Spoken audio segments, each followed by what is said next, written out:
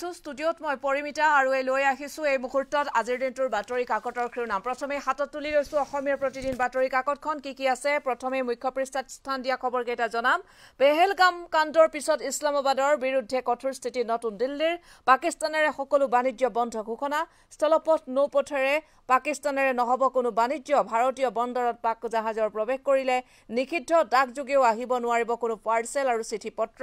আনহাতে যুদ্ধ পৰিস্থিতিৰ মাজতে পাকিস্তানৰ কাণ্ড 450 কিলোমিটাৰ দূৰৰ লক্ষ্যভেদী ক্ষেপণাস্ত্ৰৰ পৰীক্ষা ইছলামাবাদৰ পাক প্ৰতিৰক্ষা মন্ত্ৰীৰ হুংকাৰ ভাৰতে সিন্ধু নদীত বান্ধ নিৰ্মাণ কৰিলে ভাঙি গুৰি কৰি দিয়া হ'ব আৰু মুম্বাই ৱেবছত কেন্দ্ৰীয় মন্ত্ৰী অশ্বিনী বৈষ্ণৱৰ ঘোষণা IIMৰ দৰে স্থাপন হ'ব Indian institute of creative technology আৰু জাপান সাংসদৰ অধ্যক্ষ ফুকচিৰোৰ নেতৃত্বত অহা দলটোৱে পৰিদৰ্শন কৰিলে অসম বিধানসভা দুদিনীয়া ভ্ৰমণসূচীৰে অসমত জাপানৰ প্ৰতিনিধি আনহাতে পঞ্চায়ত নিৰ্বাচন সন্দৰ্ভত খবৰ প্ৰথম পৰ্যায়ত 70.19% ভোট 43টা কেন্দ্ৰত পুনৰ হ'ব ভোট গ্ৰহণ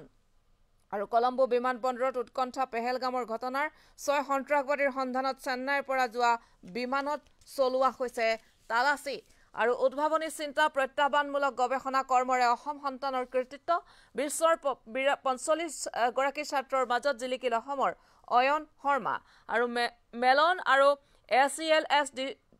ডিচাৰ্টেশ্যন ইনোভেশ্যন ফেলোশ্বিপ লাভেৰে বিশেষ সাফল্য অসম জাতীয় বিদ্যালয়ৰ পৰা হাইস্কুল শিক্ষান্ত পৰীক্ষাত উত্তীৰ্ণ হৈ আমেৰিকাৰ ইউনিভাৰ্চিটি অফ ভাৰ্জিনিয়াত গৱেষণা কৰি থকা অয়নৰ সাফল্যত আনন্দৰ বন্যা আমেৰিকাৰ আগশাৰীৰ বিশ্ববিদ্যালয়সমূহৰ 900 আবেদনকাৰীৰ 5% লাভ কৰে এই ফেলোশ্বিপ আৰু এডুকেশ্যন ব্যৱস্থাৰ শোচনীয় ৰূপ ৰাজ্যৰ 71% উচ্চ মাধ্যমিক বিদ্যালয়ত নাই কম্পিউটাৰ শিক্ষা ডিমা হাছাউৰ 31খন উচ্চ মাধ্যমিক বিদ্যালয়ৰ এখনতো নাই কম্পিউটাৰ শিক্ষা বন্য হস্তীৰ আক্ৰমণত এজনৰ মৃত্যুক লৈ উত্তপ্ত মৰঙী ক্ষুব্ধ জনতাৰ পথ অৱৰোধ আৰু প্ৰিয় দৰ্শকসকল আমাৰ অসম বাতৰি কাকতখন এবাৰ হাতত তুলি ল'ব বিচাৰিছো আমাৰ অসম বাতৰি কাকতখনত কি আছে মুখ্য পৃষ্ঠাত আমি জনাম হিংসা জালিয়াতি আৰু বেলত বিসংগতিৰ বাবে বাতিল হল ভোট দিবলৈ নাপায় তেজপুৰত আৰক্ষীকে আক্ৰমণ 43টা কেন্দ্ৰত আজি পুনৰ ভোট কোন জিলাৰ কিমান কেন্দ্ৰত পুনৰ ভোটদান হ'ব হাইলাকান্দিত 31টা শ্ৰীভূমিত 8টা লখিমপুৰত 2টা গোলাঘাট 1টা মাজুলীত 1টা পঞ্চায়ত নিৰ্বাচনতো এনে ধৰণৰ এটা বেয়া পৰিস্থিতিৰ সৃষ্টি হোৱাটো আসলতে আটাইতকৈ এটা লজ্জাজনক কথা পাৰমাণৱিক যুদ্ধৰ বাবে কিয় আগ্ৰহী নহয় ভাৰত উত্তেজনাৰ মাজতে পাকিস্তানৰ বেলিষ্টিক মিসাইল পৰীক্ষা ভাৰতৰ বাণিজ্য যুদ্ধত হল ঠেকত পৰিছে এতিয়া পাকিস্তান মক্কালে প্ৰথমটো হজযাত্ৰীৰ দল গৈছে আৰু হজযাত্ৰীৰ গাড়ী খুন্দাত নিহত হৈছে ৰেপিডো চালক মক্কালে প্ৰথমটো দল কালি ৰাওনা হৈছে আৰু হজযাত্ৰীৰ বাহনৰ খুন্দাত আকৌ নিহত হ'ল ৰেপিডো চালক ধৰ্ষণৰ বলি প্ৰাক্তন পাক প্ৰধানমন্ত্ৰী ইমৰান খান আৰু পৰকীয়াৰ পৰিণতি হুৱা পাতিত উদ্ধাৰ হ'ল যুৱকৰ মৃতদেহ আৰু পাকিস্তানক শক্তিশালী প্ৰত্যুত্তৰ দিয়ক মোদীয়ে গৌৰৱ গগৈৰ এই আহ্বান প্ৰতিশ্ৰুতিৰ জোৱাৰৰ মাজতে গৌৰৱক লৈ কটাক্ষ অব্যাহত আছে ৰাজ্যৰ মুখ্যমন্ত্ৰী ডক্টৰ হিমন্ত বিশ্ব শৰ্মাৰ আৰু ৰকিবুলৰ কটাক্ষ মুখ্যমন্ত্ৰী সোমবাৰৰ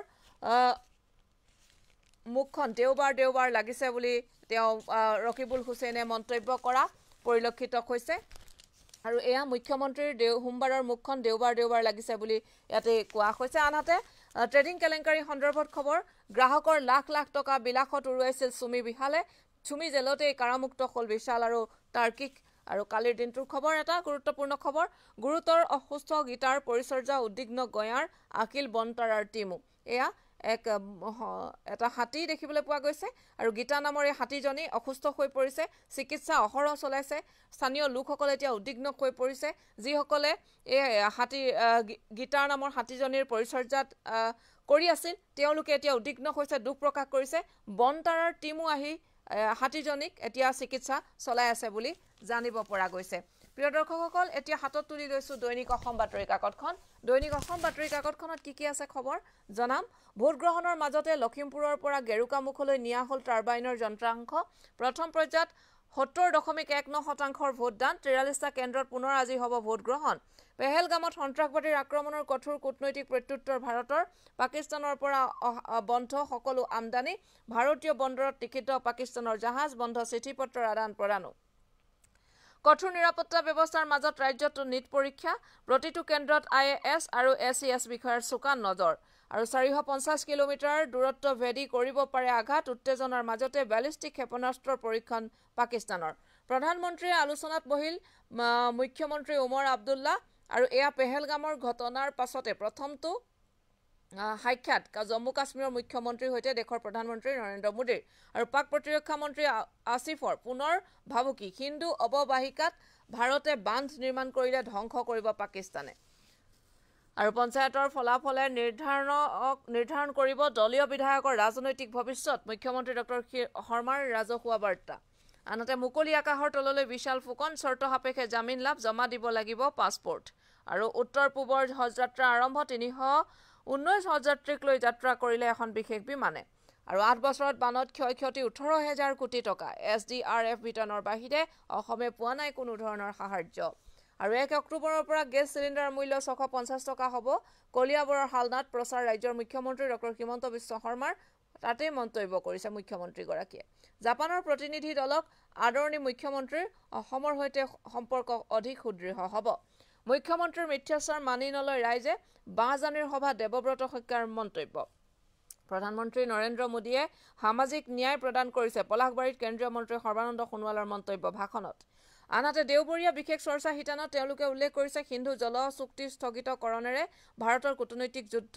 এইবাৰ আকাশমাৰ্গেৰে নহয় কূটনৈতিকভাৱে পাকিস্তানৰ বিৰুদ্ধে যুদ্ধ আৰম্ভ কৰিছে ভাৰতে সিন্ধু জল চুক্তি স্থগিতকৰণেৰে পেহেলগামৰ নৰমেধৰ ভাৰতে প্ৰত্যুত্তৰ দিছে